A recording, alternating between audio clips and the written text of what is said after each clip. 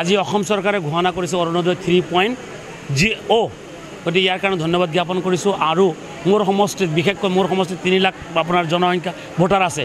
Already মাননীয় মুখ্যমন্ত্ৰী ডাঙৰীয়াই কৈছে যিটো সমষ্টিত মানুহ বেছি হ'ব সেই সমষ্টিত 10,000কৈ ওপৰত পাব লাগে। গতিকে মই আশাবাদী মোৰ সমষ্টিত এইবাৰ নতুনকৈ 15,000 ফেমিলি অৰুণোদয় পাব। ইয়াৰ কাৰণে ধন্যবাদ জ্ঞাপন কৰোঁ। আমি সেই দুখীয়া মানুহখিনি যাতে অৰুণোদয়খিনি দিব পাৰোঁ, সেই ফৰ্মখিনি যাতে দিব পাৰোঁ, দুখীয়া মানুহবিলাকে যাতে পায় সেইটো কাৰণে আমি চেষ্টা কৰিম। তেওঁলোকে পাই থাকিব ক'লে অলৰেডি মুখ্যমন্ত্ৰী ডাঙৰীয়াই কৈছে যে নাই পূৰ্বৰ যিখিনি পাইছে সেইখিনি পাই থাকিব।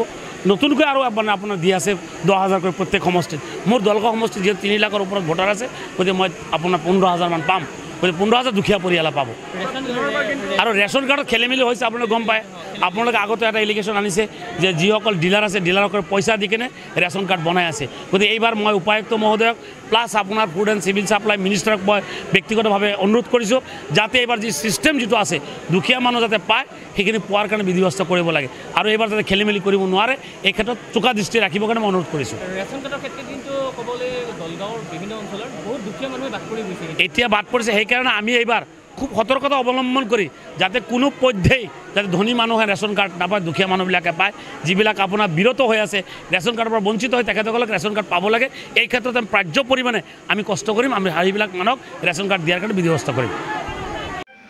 হয় দৰ্শকবৃন্দ, আমাৰ বোকাজান আছাম ভইচ চেনেলক আপোনালোকে ছাবস্ক্ৰাইব আৰু শ্বেয়াৰ কৰক যাতে আমি আৰু আগলৈ ভাল ভাল খবৰ আনিবলৈ চেষ্টা কৰিব পাৰোঁ। हेलो दोस्तों,